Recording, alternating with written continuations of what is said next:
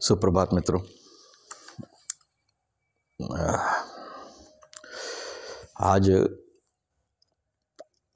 कोई ऐसा विषय मैंने सोच के नहीं रखा था कि जिस विषय पर मैं बात करूंगा, मैं इस वक्त ही बात कर रहा हूं, परंतु आज एक निमंत्रण मेरे हाथ में आया। ये एक शोक संदेश के रूप में मेरे सामने आया है, जो कि एक हमारे बौद्धिस्ट भाई हैं राजकुमार जी, ये उनकी तरफ से आया है। ये आप लोग देख सकते हो, अगर दिखाई दे इसमें तो उल्टा दिख रहा है, सॉरी नहीं देख सकते। तो इसमें लिखा हुआ है, नमो तस्य भगवतो अर्हतो सम्मा संबुद्धस्य। एक शोक संदेश है जिसमें मेरा निमंत्रण है, जिसमें लिखा हुआ है परित्राण पाठ एवं श्रद्धांजलि 24 जनवरी 2025। मूल चीज़ है परित्राण पाठ। परित्राण पाठ का मतलब ये होता है जो किसी की रक्षा करे, रक्षा करने हेतु। और फिर लिखा है कि दिवंगत आत्मा की शांति हेतु परित्राण पाठ एवं श्रद्धांजलि सभा का आयोजन। ठीक है, ये सब ठीक है। तो जब ये चिट्ठी मेरे पास आई तो एक विषय अपने आप ही पैदा हो गया और मेरी चिंतन में आया कि किस तरीके से तथ्यात्मक चीज़ें दूषित होती हैं।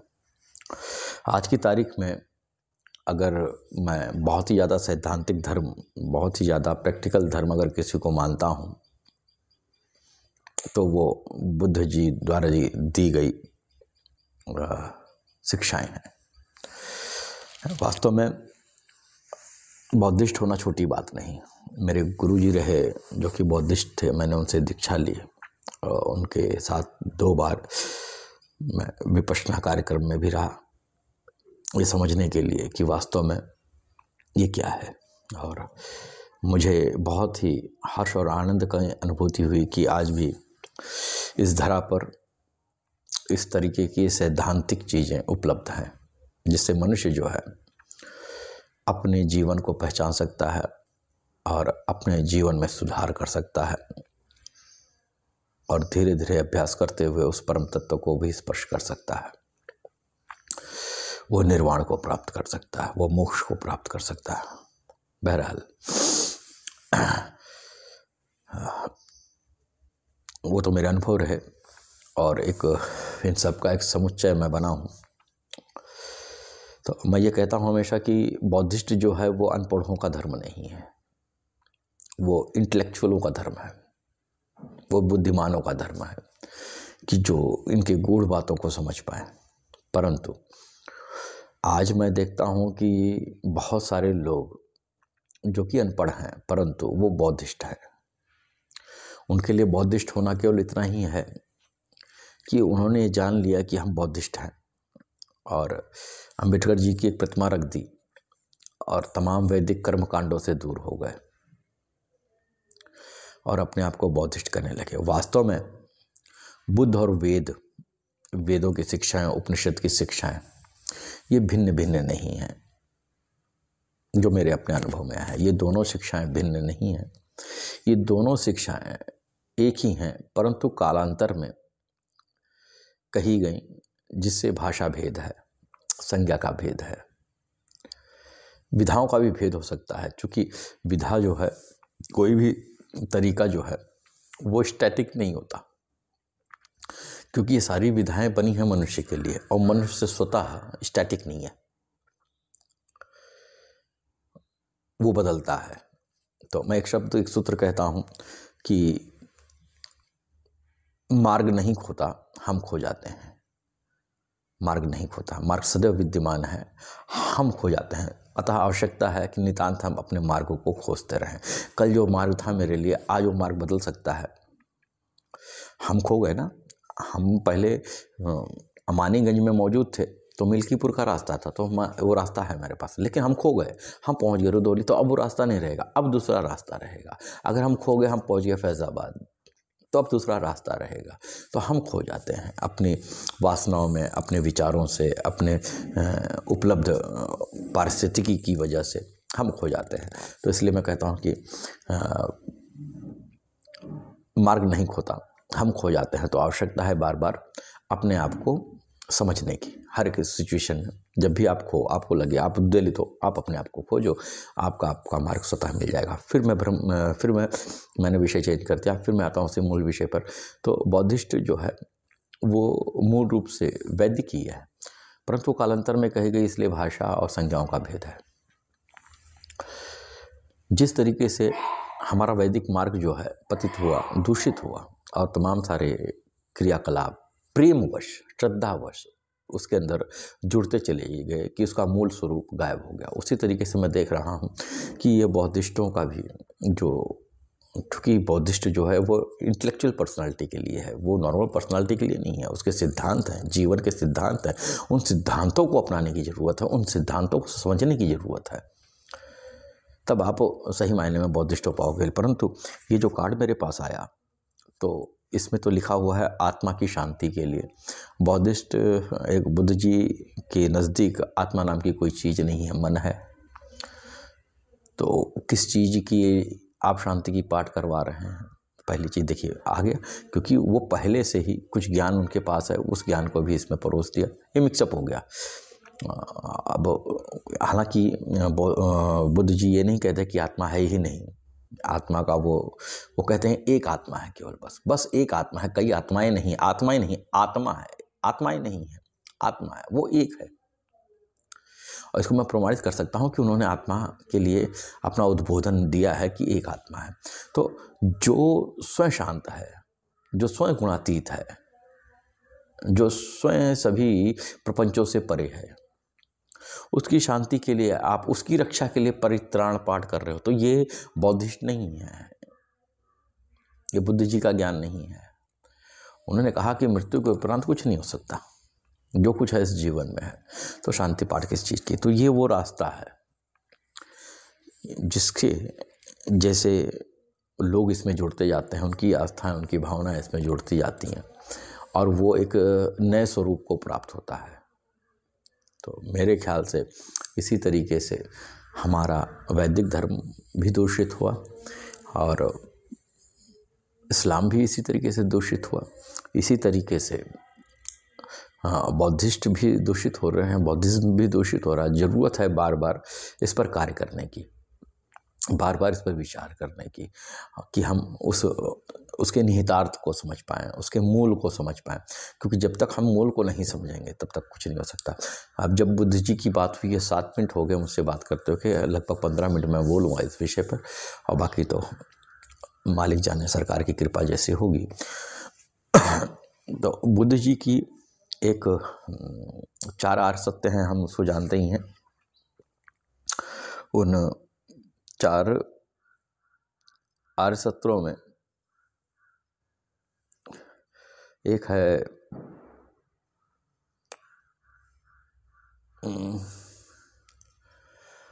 दुख। अगर जीवन को समझना है तो उन्होंने सुख का सहारा नहीं लिया, उन्होंने कहा कि जीवन ही दुखमय है,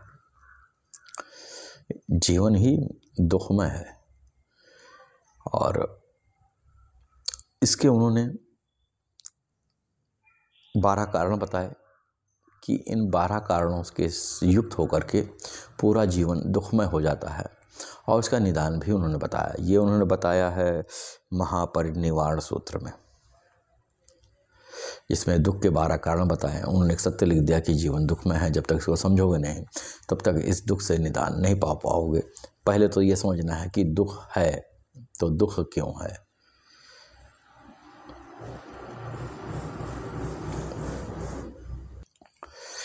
जीवन के बारे में उन्होंने कहा कि जीवन दुखालय है, जीवन दुख से भरा हुआ है, और ये दुख जो है श्रृंखला से उतरता है।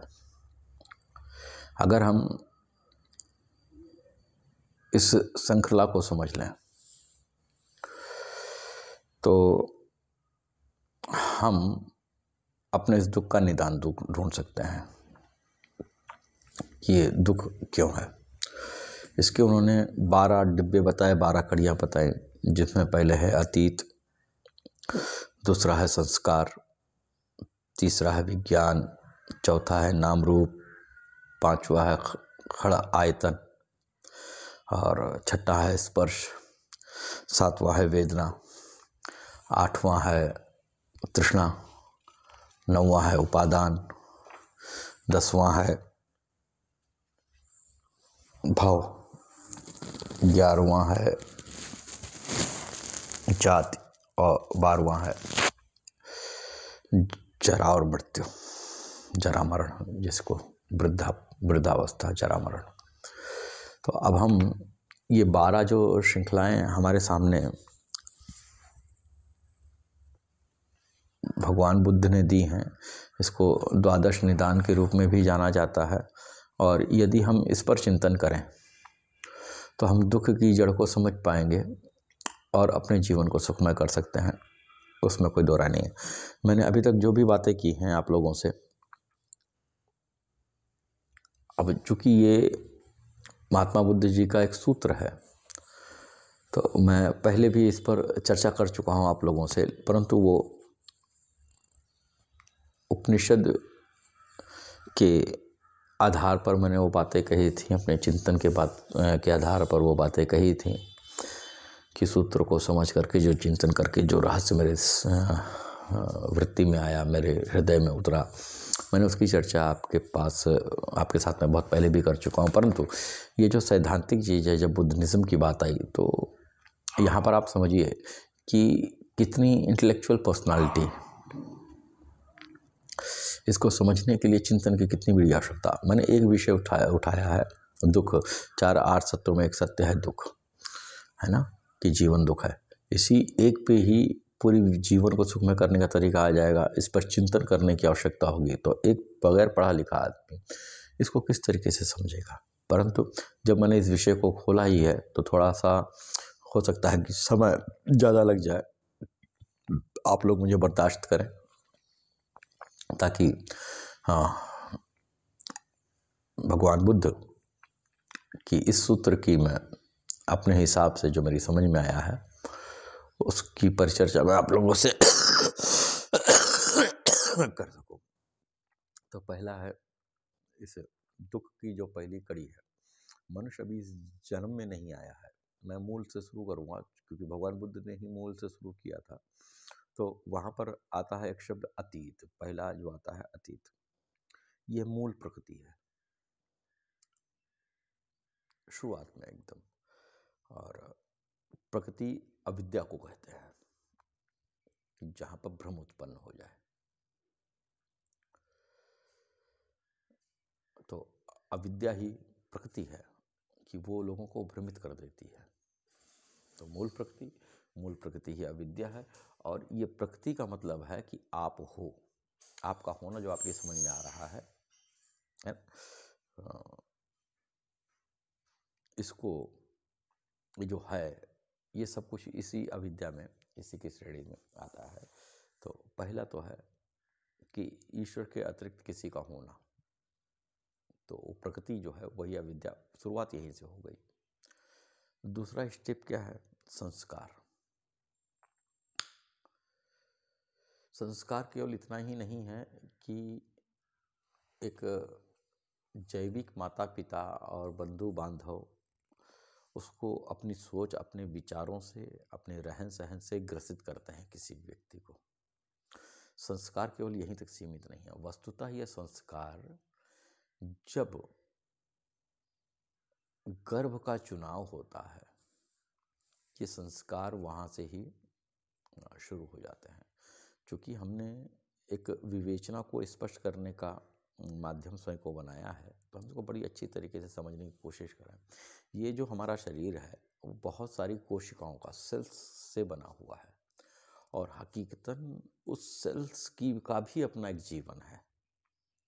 जो बायोलॉजी पढ़ रहे होंगे उनको पता होगा कि ये सेल्स जो है, हर 7 साल में आपके पूरे शरीर की जितनी भी कोशिकाएं हैं वो खत्म हो जाती हैं और नई कोशिकाएं आ जाती हैं। ये कुछ ऐसा है कि जैसे बहता हुआ पानी हो, पानी बह रहा है, आपने जिस वक्त उस पानी में हाथ डाला, जैसे ही डाला वो तुरंत बदल जाता है, क्योंकि जिस पानी में तुमने हाथ डाला था वो पानी तो आगे चला गया। पानी रहता है, परंतु जिस पानी में डाला था, डाला आपने हाथ में, बस पानी बदल गया। एक सेकंड के लिए, निमिष मात्र से भी कम समय के लिए वो वहाँ पर टिका हुआ है। आप मेरी बात को हो सकता है पकड़ चुके हो। इसी तरीके से हमारा जीवन है। हम जिस वक्त अपने जीवन में, विषय से हट करके एक शब्द बोल रहा हूँ, जिस वक्त हम उस वक्त को पकड़ लेंगे, बस आप पूरे हो जाओगे। ये शिव पार्वती संवाद में, अब पुस्तक का नाम नहीं याद आ रहा, जिसमें उन्होंने 112 विधियों का वर्णन किया है शिव जी ने पार्वती जी के साथ में। अब नाम नहीं याद आ रहा मुझे, बहरहाल वो विषय नहीं था, हम अपने मूल विषय पे आते हैं। तो ये संस्कार जो सेल्स हैं, उनकी अपनी एक स्मृति है, और वो स्मृति कहाँ से, वो शुरुआत से लेकर के अभी तक की स्मृति उन सेल्सों में बनी हुई है।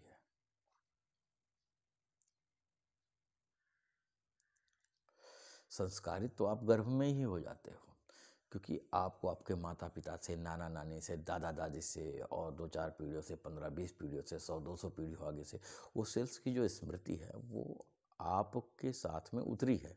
उसी स्मृति के अनुसार, उन्हीं गुण विशेष के साथ में आपका जन्म हुआ है, उसी फ्रीक्वेंसी को आपने टच किया है। वो फ्रीक्वेंसी जो है आपके सेल्स के रूप में आपके शरीर से का निर्माण कर रही है। तो संस्कार का बीज तो वहीं पर ही बन जाता है,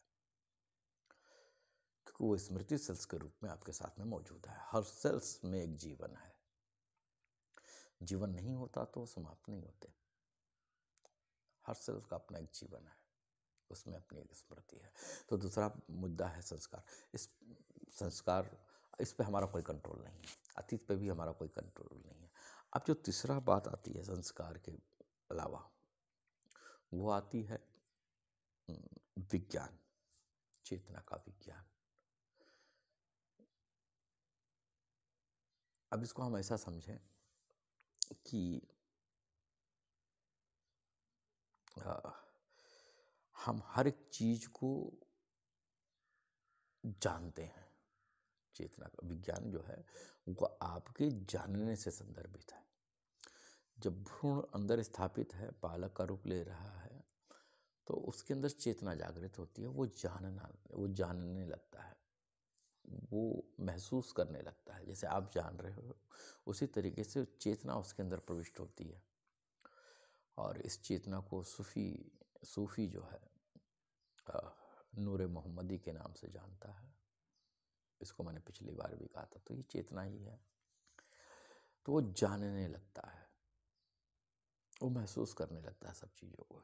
फिर उसके अंदर आत्मन का प्रवेश होता है। इसको कहते हैं नाम रूप। ये चौथा स्टेज है, नाम रूप। अब मैं फला, मैं धम, आपने कह दिया मैं, एक बच्चे को जो अभी माँ के गर्भ में ही है, वो अपने मैं को महसूस करने लगता है। चेतना की वजह से वो अपने मैं को महसूस करने लगता है। तो जैसे ही ये मैं महसूस होता है, इस मैं को आत्मा ना कह के वो मैं कहते हैं कि ये अहम है। ये जो मैं है तुम्हारा, वास्तव में यही आत्मन है।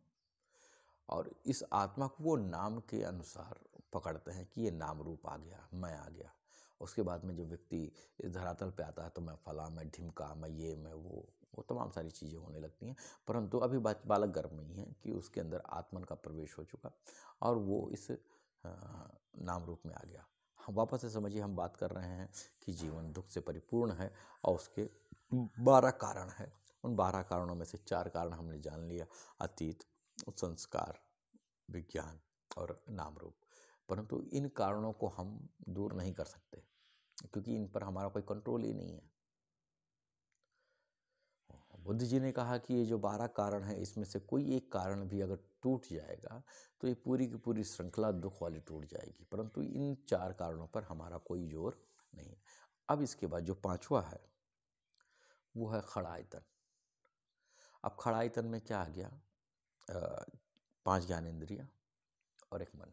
वो अपने यहाँ विकास करता है भ्रूण, और 5 ज्ञानेंद्रियाँ उसको मिलती हैं और एक मन मिल जाता है। वो जो मैं जो है वो मन रूप में रूपांतरित होता है। इस प्रकार से ये खड़ायतन अभी माँ के गर्भ में ही है, अभी भी कोई हमारा कंट्रोल नहीं है।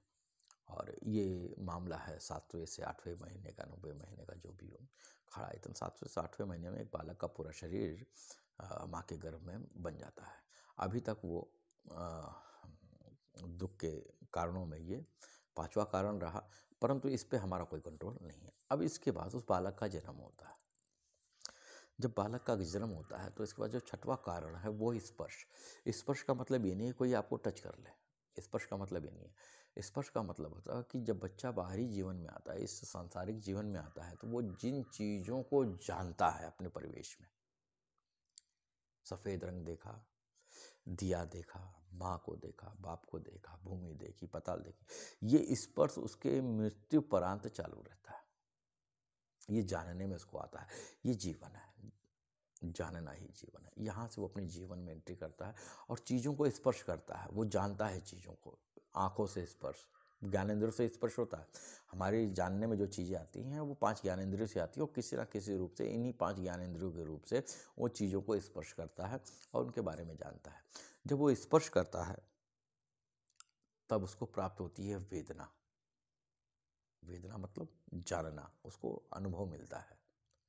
और जब उसको वो अनुभव मिलता है, चूंकि उसका मैं जो है वो बुद्धि को प्रकाशित करता है और उस वेदना से वो समझता है कि ये मुझे चाहिए अथवा ये मुझे नहीं चाहिए।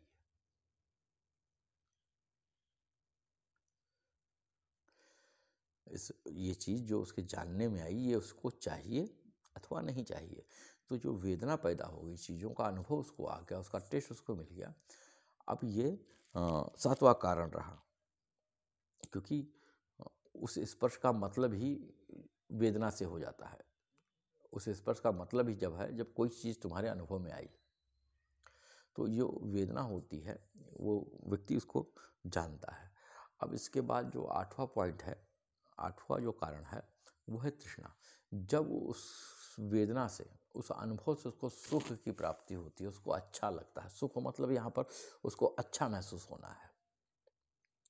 जिस चीज़ के स्पर्श के अनुभव से उसको अच्छा महसूस होता है, वो उसको बड़ी तगड़े से पकड़ लेता है और वो फिर से वो जिसको वो बड़े तगड़े से पकड़ लेता है, वो स्मृति रूप में फिर से वो संग्रहित कर लेता है।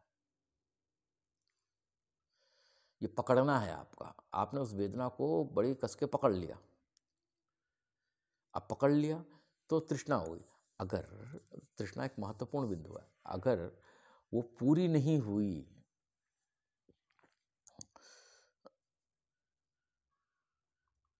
कि वो जो वेदना हमने ली थी, हम उसको बारंबारता में चाहते हैं। अगर वो हमको अच्छी लगी तो हम उसको बारंबारता में चाहेंगे, उसके लिए और प्रयास करेंगे। अगर वो पूरी हो गई तो और बढ़ती है।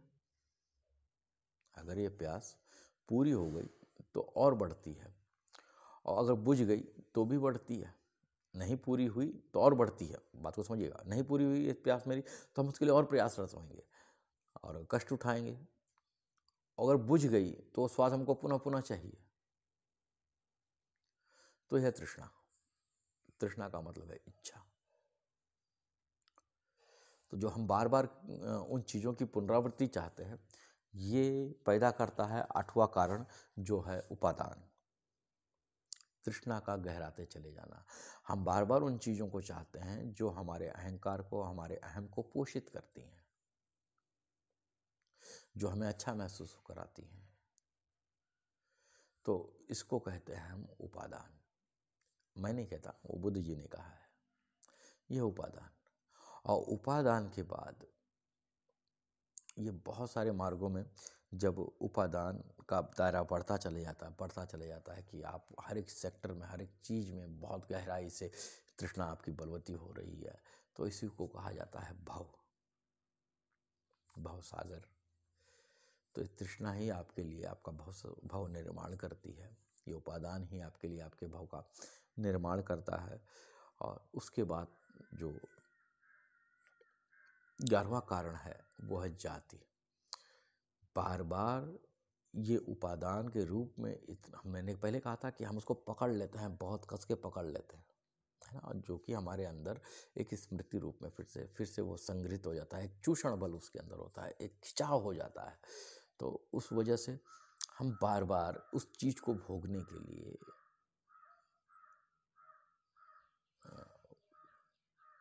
बार बार जन्म लेते हैं, बार बार रूपों का ग्रहण करते हैं, बार बार पकड़ते हैं उसको, बार बार स्त्री या पुरुष योनि में हम आते हैं, बार बार हम अन्य किसी योनि में चले जाएंगे ताकि वो पर्टिकुलर एक भाव, वो जिस चीज़ को हमने बड़ी ज़ोर से पकड़ लिया है, बड़े ही करीब कर लिया है, उसको हम भोग सकें जो हमको अच्छा लगता है। अगर आप इसको समझेंगे तो आप वैदिक से उसको रिलेट कर सकते हैं अभी अपने ही चिंतन में। और जो आखिरी कारण है वो जरा मरण है, बुढ़ापा, कि जब इस आपकी ज्ञानेंद्रिय, आपकी कर्मेंद्रियाँ शिथिल हो गई परंतु मन उसी तरीके से विकराल स्वरूप में तृष्णा के साथ में मौजूद है, तो अपने अंततः में ये फिर से दुख का कारण होता है। ये जो सीरीज है दुख का, है ना, तो इस जीवन पूरा दुख में उन्होंने कह दिया, और दुख के ये 12 कारण उन्होंने बड़ी स्पष्टता से बता दिए। अब यहाँ पर अगर हमें दुख से निवृत्ति चाहिए तो इसकी एक श्रृंखला को कहीं से हमको तोड़ना पड़ेगा, और हमारे पास शुरुआत के स्पर्श तक के,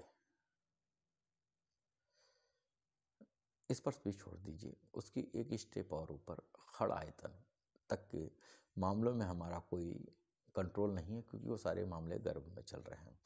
इसके बाद स्पर्श को भी हम नहीं रोक सकते, क्योंकि हमारी ज्ञानेंद्रियां स्वतः जागृत हैं, ये कभी ना कभी उसको टच कर लेंगी।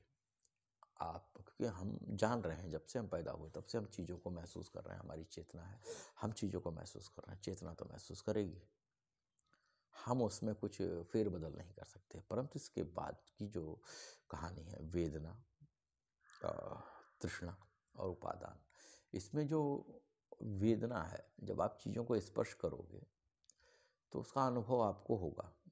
तो यहाँ पर आप 50% काम कर सकते हो कि बहुत ज़्यादा चीज़ें अच्छी लग रही हैं तो उसके लिए सावधान हो जाओ,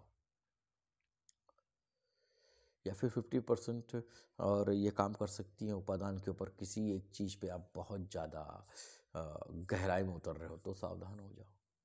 लेकिन 100% जो इस फॉर्मूले को तोड़ना का काम कर सकता है वो है तृष्णा, इच्छाएं। अगर आप अपनी इच्छा को तोड़ोगे, अपनी तृष्णा को समझ करके उसको तोड़ोगे, तो आप इस पूरी श्रृंखला को बड़ी आसानी से तोड़ ले जाओगे। हालांकि आप तीनों में से किसी एक को तोड़ दोगे, चाहे आप वेदना को तोड़ दो, चाहे आप तृष्णा को तोड़ दो, चाहे आप उपादान पे काम कर लो, तोड़ दो मतलब उस पर काम करो, उस पर चिंतन करो, और उस पर जो है अपने विवेक से उसको एक रूप देने की कोशिश करो। और जो कि संत समागम में और एक बोध को प्राप्त लोगों में, सत्संग में आपको विवेक प्राप्त होगा, उस विवेक से आप इसको तोड़ सकते हो। या एक स्वजनित विवेक होता है, मैंने कहा कि हर एक सेल्स जो है उसकी अपनी स्मृति होती है। हो सकता है कि वो स्मृति किसी व्यक्ति विशेष के अंदर पहले से हो, तो वो उसका आधार बना करके वो इन 3 कारणों को के ऊपर काम कर सकता है, उसको तोड़ सकता है।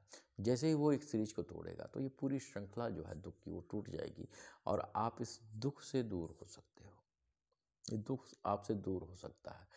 तो ये जो जीवन दुख में है, क्योंकि देखिए आपने जो कुछ भी कार्य किया, भले ही वो आपके सुख के लिए, आज वो सुख दे रहा है, लेकिन उसका जो अंतिम प्राप्तव्य है वो दुख ही है, वो दुख ही आपको देगा। तो बुद्ध जी ने बड़ा सिंपली वे से इस जीवन को एक दुख के रूप में निरूपित किया, और इसके मूल में है वेदना, तृष्णा और उपादान। यदि हम इन तीनों पर काम करने में कामयाब हो गए तो हम एक सुखमय जीवन की आकांक्षा कर सकते हैं। और यही हमारा उपनिषद भी हमको बताता है, यही हमारे वेद भी हमको बताते हैं। जब हम वेदों को पढ़ेंगे तो हमको लगेगा कि नहीं, ये वही चीज़ है, दूसरी कोई चीज़ नहीं है। मैंने अपने चेतना के जो स्तर बताए हुए, पहले भी मैंने चेतना के स्तर पर मैंने आपको बताया था कि चेतना के 16 स्तर हैं, और उन 16 स्तरों पर मैंने आपको उसके बारे में कहा कि शुरुआत के 5 स्तर जो हैं वो नरक के जीवन के हैं, और ऊपरी जो 3 भागों में मैंने इनको बांटा था। और दूसरा जो चेतना का स्तर है वो वास्तव में आपको मनुष्य बनाता है, और तीसरा जो है आपको निवृत्ति प्रदान करता है। तो आप उसको आप देख सकते हैं। हालांकि मैंने निवृत्ति वाले पर नहीं बात की थी, क्योंकि उसकी हमें आपको ज़रूरत ही नहीं है इस संसार में। अगर हम सेकंड वाले पोजीशन में चेतना के स्तर पे आ जाए तो ही वो हमारे लिए काफ़ी है। हम स्वतः ही आखिरी स्टेज पर चढ़ जाएंगे। तो जो भी हमारा कार्य है वो पहले और द्वितीय स्तर पर ही है। तीसरे स्तर तो हम एक ऑटोमेटिक गाड़ी में बैठ गए जो कि हमको पूर्णता की तरफ लेकर जाने में सक्षम है और लेकर जाती है। इसलिए मैंने 2 ही सेक्टर्स पे उसमें बात की है। तो अगर हम बुद्ध जी के ज्ञान की बात करें तो बुद्ध जी ने बड़ा सटीक मार्ग दिया हमें कि हम जीवन को, एक आर्य सत्य है कि जीवन दुखमय है, जीवन में दुख ही दुख है, और हम कुछ भी कर्म करेंगे उसका प्राप्तव्य, आप कुछ भी पूजा पाठ करो, किसी भी प्रकार का अनुष्ठान करो, तो उसका अंत वो तो जो परिणाम है वो दुख है। क्योंकि बार बार जाति का होना, जन्म लेना और सुख की आकांक्षा, ये आप उन स्मृतियों के आधार पर अपने जीवन को बनाते हो जो आप आज बो रहे हो, और आपका इस पे कंट्रोल नहीं है कि आपके पूर्वजों के द्वारा स्मृति में जो आपको मिला है उसमें आपका कुछ नहीं है, वो तो स्मृति से आपको मिला ही मिला। वो जब माता पिता के डिम्बाणु और अणु इकट्ठे हुए तो एक जो शरीर आपको प्राप्त हुआ, उसमें जो सेल्स बने, वो संस्कार तो आपके साथ में पैदा ही हैं, उसमें आप कुछ नहीं कर सकते। अगर आपको कुछ करना है तो इस दुख के 3 कारणों पे काम करके 3 ये 12 श्रृंखला जो हैं, इस पर जो 3 मुख्य बिंदु हैं, वेदना, तृष्णा और उपादान, इस पे काम करके आप अपने जीवन को सुखमय बना सकते हो। तो ये बुद्ध जी द्वारा दिए गए द्वादश निदान का एक चैप्टर था। तो एक एग्जाम्पल के रूप में मैंने बुद्धिज्म पे इस वक्त बात की कि इतनी गहराई का जो लिटरेचर है, दर्शन है, वो आम लोगों के लिए नहीं है। जब तक उनकी बुद्धिमत्ता ना बढ़े, कोई बुद्धिमत्ता और एजुकेशन का कोई तालमेल नहीं होता। एजुकेशन केवल इस बात को प्रेरित करती है कि व्यक्ति अब सोच सकता है, गहराई में उतर के चिंतन कर सकता है। जो हम आजकल विद्या ग्रहण कर रहे हैं उसका केवल इतना ही मतलब है, या तो वो उसको पढ़ करके रोजी रोटी का जरिया कमा ले, अपने दैहिक जीवन को पालने का एक जरिया कमा ले, एक तो वो हो गया। लेकिन इसका जो एक दूसरा रिफ्लेक्शन है, दूसरा जो मंतव्य है वो ये है कि उसके पास अब चिंतन की ताकत आ गई। जब उसने कभी 10वीं में पढ़ के पाइथागोरस प्रमेय को पढ़ा होगा या फिर जीवन निर्माण को पढ़ा होगा तो उसने चिंतन किया होगा, है ना। तो चिंतन की क्षमता को उसने बढ़ा दिया। तो इस तरीके से एक व्यक्ति, हाँ, एक अनपढ़ व्यक्ति भी बुद्धिमान हो सकता है वो चिंतक हो सकता है, कोई ऐसी बात नहीं है। हमारा देश जो है ऐसे महापुरुषों से भरा पड़ा है। परंतु इसको हम सैद्धांतिक रूप में अगर बौद्धिज्म को लेकर चलेंगे तो अवश्य ही ये हमारे जीवन को बदलने में सक्षम है। हम अपने नित्य जीवन को सुखमय बना सकते हैं और सुंदर कर सकते हैं। परंतु यदि भावावेश में आकर के, प्रेमवश होकर के या किसी भी निमित्त में होकर के अगर हम इसके मूल स्वरूप को दूर करते हैं तो ये भी दूषित होगा, और फिर पुनः वही हो जाएगा कि हम सिद्धांतों में न चल करके केवल एक विश्वास पे चलने रहेंगे। तो विश्वास जो है ये अंधविश्वास में कब बदल जाए इसकी कोई निश्चितता नहीं है, और अवश्य ही विश्वास है तो वो अंधविश्वास में बदलेगा। तो आज के लिए इतना ही। हमारे इस धरती पर बहुत सारे महात्मा पैदा हुए, आत्म तत्व विवेचक पैदा हुए, जिन्होंने उस आत्म तत्व को स्पर्श किया, चाहे वो दादू साहब हों, दयाल साहब हों, या हमारे वैदिक में ऋषिगण हों, हमारे पूज्यों में, आदर्श मानवों में जिनको हम अवतार की संज्ञा देते हैं, पूर्णावतार, अंशावतार वगैरह वगैरह, वो हों। उन्होंने जो परिमाप हमारे सामने रखा उसमें कहीं पर भी लेश मात्र कोई भी कमी नहीं है। वास्तव में ये धरती धन्य है, ये धरती ही धन्य है जहाँ पर विश्व के तमाम धर्मों के आत्मचिंतकों ने, आत्म तत्व को प्राप्त करने वालों ने यहाँ पर आश्रय लिया और अपनी मौजूदगी से, अपने अवेलेबिलिटी से इस भूमि पर और खुशबुओं को बिखेरा। चाहे वो गुरु नानक साहब हों, चाहे वो हज़रत निजामुद्दीन औलिया हों, हज़रत बख्तियार खाकी हों, तमाम सारे सूफी संत हों, कोई भी हो,